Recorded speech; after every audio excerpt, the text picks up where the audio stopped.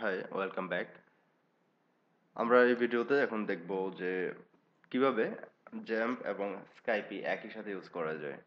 যদি আপনি স্কাইপ এবং জ্যাম্প একই সাথে ইউজ করতে চান সেক্ষেত্রে আপনি নর্মালি যেটা করতে পারেন সেটা হচ্ছে ফার্স্টে আপনি জ্যাম্পটাকে রান করলেন, দেন জ্যাম্পের অ্যাপাচেটাকে রান করলেন। রান করার পরে আপনি স্কাইপিটাকে ওপেন করলেন বা স্কাইপিতে লগ ইন করলেন। তবে সেটা প্রপার ওয়ে না।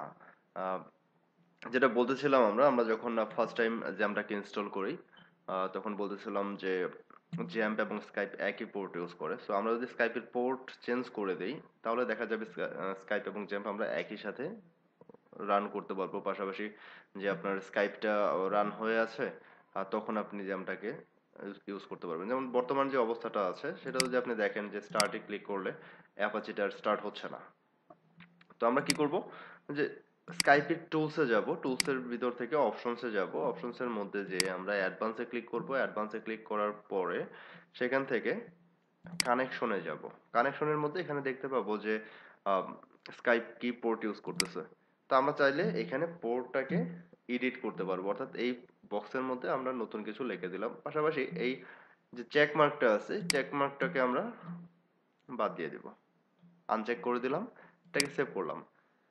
ওকে, সেভ করার পরে আমরা এখানে দেখতে পাচ্ছি যে আমরা যে চেঞ্জটা করছি সেটা পরবর্তীতে যখন আবার স্ক্রাইপ্টটাকে স্টার্ট করা হবে তখন ওইটা প্রভাব ফেলবে। ওকে, তো সেই ক্ষেত্রে আমরা কি করব, এটাকে ওকে দিয়ে আপাতত স্কাইপটাকে সাইন আউট করে দেব। দিলাম। এখন আবার ওইটাতে লগ ইন করবো, লগ ইন করে চেক করবো যে স্কাইপ আমার চলাকালীন অ্যাপাচেটা চলে কিনা। ওকে,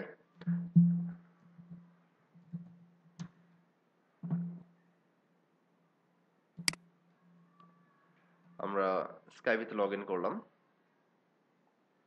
লগ ইন হতে একটু টাইম নেবে। এখন আমরা যদি দেখি যে আমাদের স্কাইপে চলছে, একই টাইমে আমরা অ্যাপাচেটাকে স্টার্ট করতে পারছি। ওকে, তাহলে এখন আমরা স্কাইপ এবং অ্যাপাচে আমাদের জ্যাম সার্ভার একই সাথে রান করতে পারবো। এটা শুধুমাত্র জ্যাম্পের ক্ষেত্রে না, আমরা চাইলে ওয়াম্পের মধ্যেও একই কাজ করতে পারি। ওকে, ভালো থাকবেন সবাই, দেখা হবে পরবর্তী ভিডিওতে।